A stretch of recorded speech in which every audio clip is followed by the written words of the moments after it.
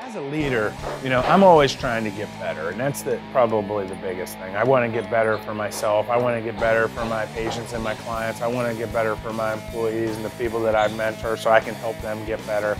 And I read a lot of different things about leadership and about motivation and about how to help people and how to influence them.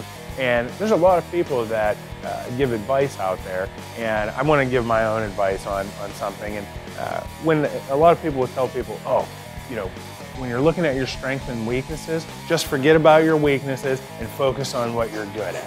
And I can tell you from my experience right now at this point that absolutely, to me, makes no sense. And when I think of somebody that's a strong person, I think somebody that's well-rounded. When you think of who the best athlete of all time is, you think of Bo Jackson, Michael Jordan, Deion Sanders. Those are all guys that were very well-rounded. They were great leaders as well. And they were also able to pick up any sport and do well at it. So as I became a physical therapist and a performance enhancement specialist, I realized that just focusing on your strengths is probably the worst thing that you can do. At least you're focusing on something. Maybe that I can say that, at least you're saying, hey, I'm setting some goals to be good at what I do. But unfortunately, in this day and age, the difference between the people that continue to excel and continue to improve, they're the ones that work on their weaknesses. That's the difference. If you just try to say, hey, I'm going to do what's easy, I'm going to do what comes natural to me, and that's what's going on. When you look at society today, kids are saying, you know what, I don't want to do that anymore. I'm not good at it.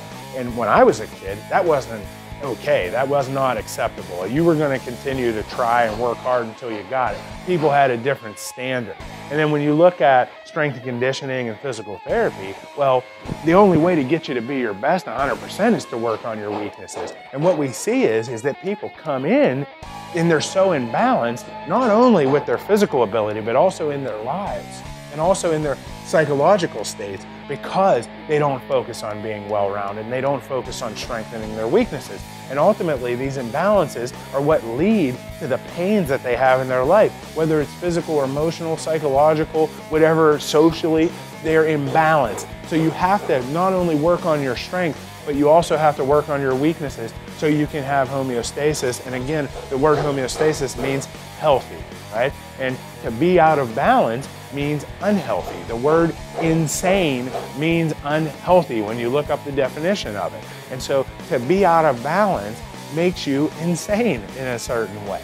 And so you have to look for and pursue and struggle and fight to bring up those weaknesses. And ultimately, anytime that you have adversity in your life, you can't practice running away from it. You can't practice quitting. And that's the main thing. That's the difference. You get better at not quitting. You get better at pushing through the adversity. And that's what's going to make all the difference for you.